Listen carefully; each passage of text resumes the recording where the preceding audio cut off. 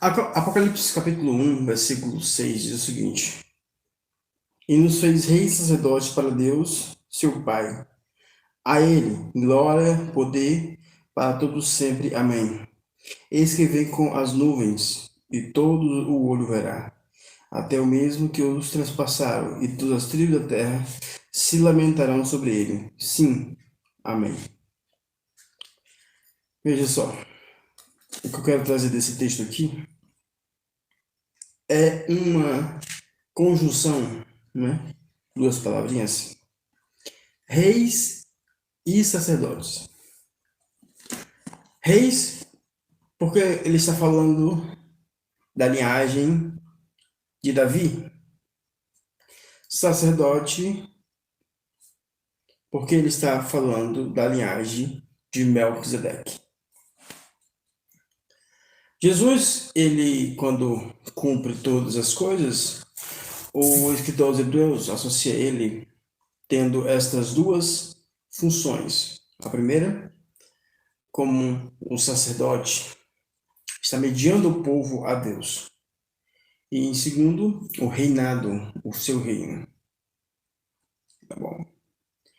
Algumas pessoas não colocam em foco a parte principal desse texto, dessa reflexão, que é a partir do momento em que Jesus morre e ressuscita, ali se dá o Novo Testamento. Por quê? As pessoas leem Mateus, Marcos, Lucas e João como sendo o Novo Testamento, mas ali não é o Novo Testamento. Ali é uma descritiva de Jesus cumprindo a lei. A lei ainda faz parte do Velho Testamento. Jesus está cumprindo a lei naquele período histórico, né? Quando Jesus morre e ressuscita, aí sim começa o Novo Testamento. Por quê? Porque todo o testamento é validado com a morte do testador. Assim, validando o seu testemunho, tá certo?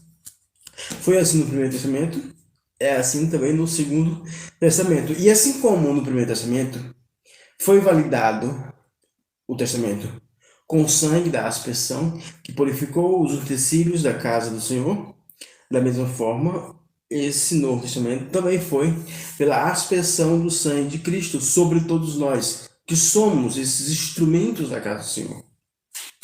Certo? Nos purificou para esse ministério. Vejamos aqui. Então, sabendo disto, primeiro, do sacerdócio, ali, quando Jesus torna válido o Novo Testamento, a partir daquele momento começa um reinado, certo?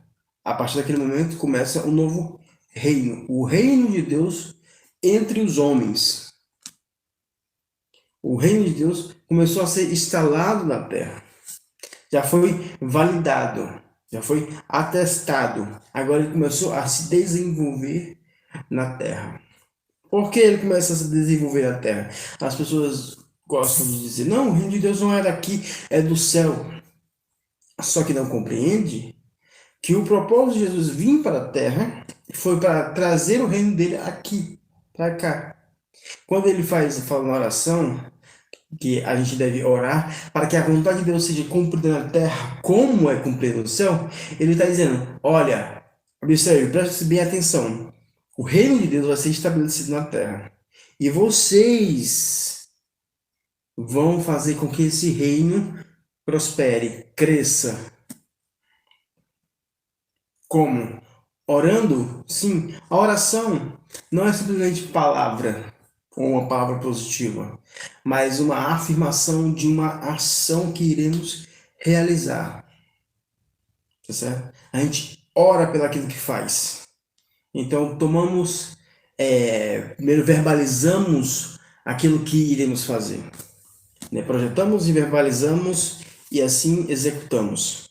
Assim se tornou o reino de Deus. daquele momento em diante, o reino de Deus estava instituído na terra. E percebemos que muitos cristãos não falam sobre esse tema, falam apenas de um reino futuro, um reino no céu, esquecendo-se de tudo isso que foi dito. O reino de Deus foi estabelecido na terra. E o apóstolo Paulo fala reinar em vida. Ele usa um termo desse tipo, reinar em vida. Reinar em vida é reinar agora, no presente século, no presente momento. Para isso acontecer, você precisa compreender o que é o reino de Deus. E assim você vai desenvolver de fato o reino de Deus através das suas ações, através do seu ministério. Então vamos lá, vamos tentar simplificar para você quais são os propósitos ou o propósito do reino de Deus. Primeiro, Jesus veio para salvar o que se havia perdido. Então, a gente está aqui para continuar esse projeto, porque Jesus morreu na cruz para salvar a humanidade. Mas ele mandou ide por todo mundo, pregar o evangelho a toda criatura, aquele que crer e for batizado será salvo, mas aquele que não crer já está condenado. Ele já foi bem específico. Ele fala que vamos pregar ao mundo para que eles sejam salvos. Quem vai salvar o mundo? Nós, através da pregação, através do testemunho de Cristo na cruz. Certo? E assim iremos salvando o mundo. As pessoas acreditam numa espécie de mágica, por exemplo. Não, porque Jesus morreu na cruz, já estamos salvos. Certo, ele pagou a nossa dívida. Ok? Tudo bem? Concordo. Ele fez algo que a gente não consegue satisfazer a vontade de Deus. A gente não consegue. Então ele fez aquilo que a gente não consegue, satisfazer a vontade de Deus. Ok? Tudo bem. Concordo. Mas ele disse, ide. E quando ele manda ir, significa dizer que ainda tem um projeto a ser feito, a ser desenvolvido, a ser desenrolado. E aí é que entra todos nós. Nós vamos agora para essa formação de consciência. Nós estamos aqui para formar consciência. Nós não estamos aqui para ser simplesmente religiosos, ritualísticos. Não, essa coisa aí não é para nós, porque nós não pertencemos a uma religião. Nós pertencemos ao sacerdócio eterno de Cristo. É uma outra coisa, é uma outra realidade. Não tem a ver com religião, não tem a ver com placas denominacionais, não tem a ver com agremiações religiosas ou de clube, entre aspas, etc. Não importa o que seja, né? Nós não nos agregamos a isso. Nós estamos congregados e agregados somente em Jesus. E para difundir a consciência de Cristo. E aí a gente precisa ter uma noção do que é a consciência de Cristo. Precisamos saber o que é a consciência do Evangelho.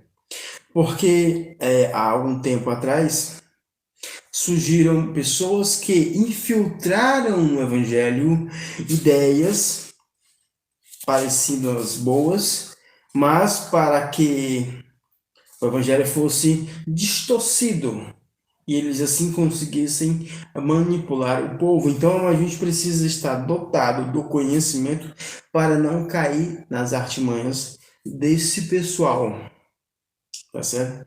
Porque esse pessoal, eles sabem tratar muito bem as palavras, eles sabem utilizar muito bem e jogar com os sentimentos das pessoas, e isso é um problema. E a gente precisa entender isso e precisamos lutar contra isso. Então, o que a gente tem que fazer?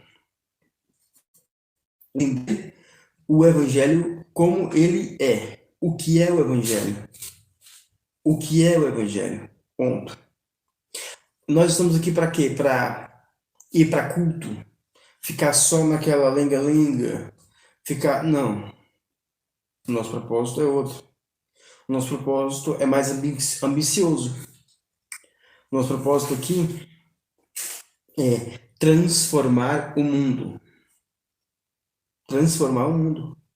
A nossa meta aqui como cristão não é ser religioso. Nós não fazemos parte de um clube religioso, certo? Não estamos aqui para lhe pregar dogmas, né? Mas para converter as consciências unicamente a Cristo. E como é que vamos fazer isso? Primeiro, através da pregação pura e simples do Evangelho. Básico. Ponto. As pessoas precisam conhecer quem é Jesus e o porquê do sacrifício, né?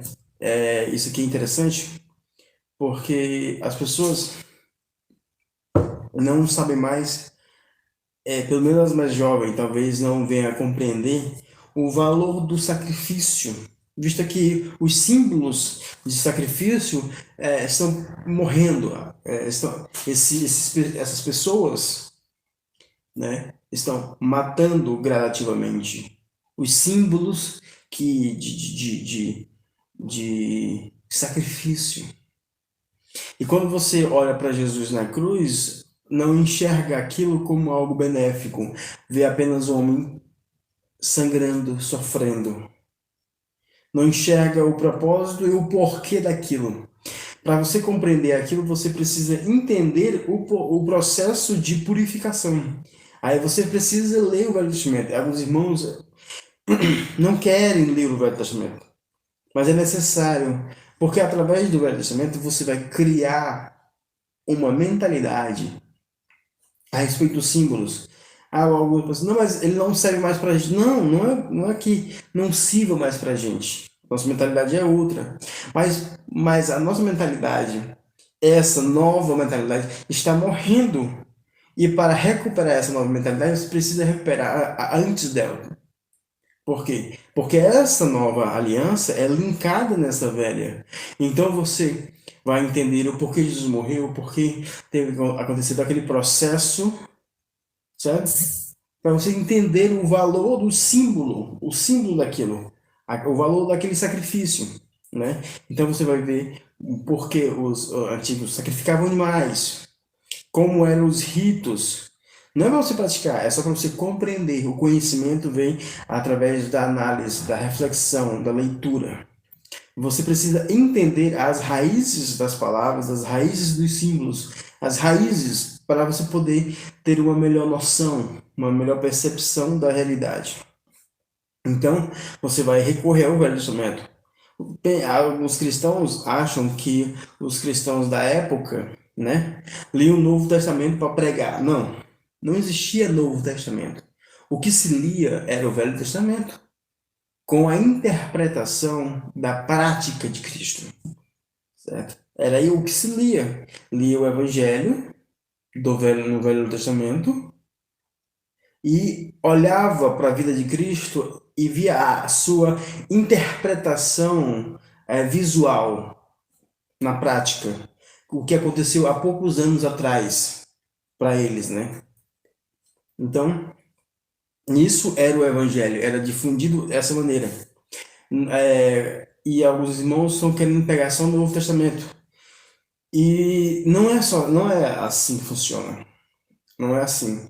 Você pode pegar só o Novo Testamento? Sim, você pode. Só que, antes de pegar o Novo Testamento, você precisa ter consumido o Velho Testamento, sintetizado o Velho Testamento todinho. Porque senão você não compreende nada. Alguns irmãos falam assim, não, é melhor você ler o Novo Testamento para você entender o Velho. Em parte sim, em partes não. Certo? Na questão dos símbolos, eu acho muito mais interessante você ler o Velho Testamento para depois ler o Novo. Mas se você já entende o valor do sacrifício e tudo isso mais, então você já pode ler o Novo Testamento que você vai compreendê-lo, certo? E aí você pode ler o Velho Testamento com o olhar do Novo Testamento. Mas sempre temos que ter esse cuidado, tá bom? Vou ter que ler lá o Velho Testamento, não pegar ao pé da letra nada, nem no Novo, nem no Velho, tá bom? Porque, como o apóstolo Paulo disse, a letra mata. Então, se a letra mata, ela é porque ela envelhece. Ela, ela pode criar dogmas. E não é o projeto do Evangelho criar um dogma. O projeto do Evangelho é nos libertar dos dogmas. Então, quando você lê o Novo, o Velho, você tem que ter a noção daquilo que está lendo, para que você também não se perca pelo meio do caminho. Ou fique só na graxa, né? Pega só o capítulo 5 de Romanos, fica só na graxa, e esquece da graça. Ou então fica só no Velho Testamento e transforma o Evangelho da graça no Evangelho da desgraça, né? Então você precisa ter uma balança intelectual para fazer isso. É claro que a maioria dos cristãos não tem essa intimidade, não gostam de ler, não gostam de estudar. Então querem tudo mastigado. Então fica difícil, porque por causa da falta de conhecimento, o meu povo pereceu, disse Deus. Então é fundamental, é excepcional todo cristão saber ler. E saber ler não é simplesmente juntar palavras.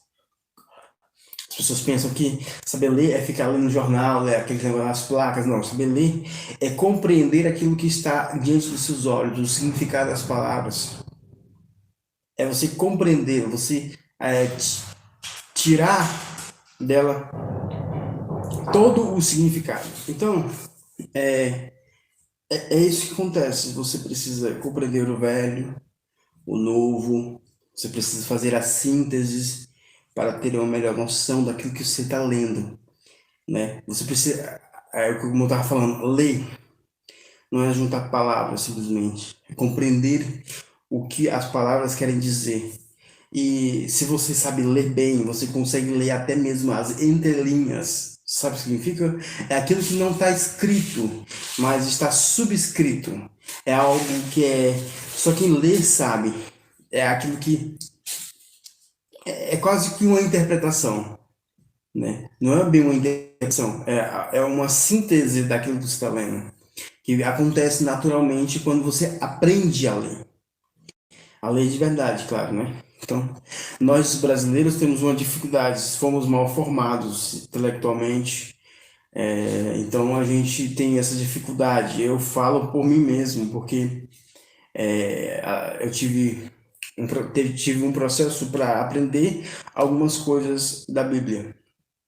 Então eu usava bastante dicionário, usava bastante Bíblias para ter uma noção do que estava sendo dito, ao significado das palavras, porque tem palavras que são um pouco mais complexas, que não tem na nossa vida cotidiana. É por isso que eu não gosto de Bíblia na linguagem de hoje, porque ela atrapalha o entendimento. Por que atrapalha o entendimento? Porque facilita a linguagem e destrói o interesse do leitor pela busca pelo conhecimento. E o objetivo de ler é provocar o sentimento a buscar mais conhecimento.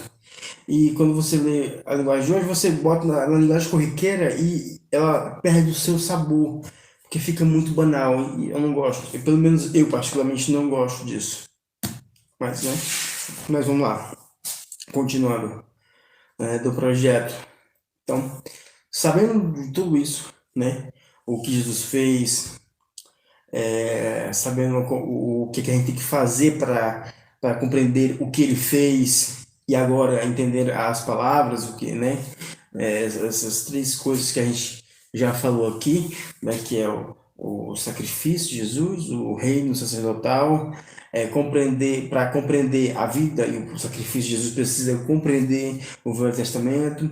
Para você compreender esse conjunto de coisas, você precisa entender um pouco da linguagem, que é a leitura, a gramática e tudo mais. Essas três coisas você precisa desenvolver. É muito importante para a gente desenvolver. Isso. Então, outro ponto. Aprendendo isso, só uma interrupção aqui do que me veio aqui. Isso pode parecer algo complicado e tornar algo difícil para os cristãos. Mas ninguém vai à guerra despreparado, desmuniciado. Você precisa se preparar, você precisa treinar. E o que você treina não é arma, você treina a sua mente. Porque aqui é onde mora a sua verdadeira arma e o seu escudo, o seu capacete da salvação, né? Então aqui é onde você vai batalhar quando vierem contra você com alguma doutrina bonita,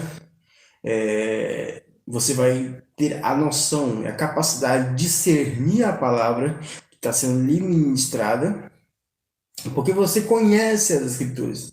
Se você não estiver municiada pelas Escrituras, você vai ser uma presa fácil.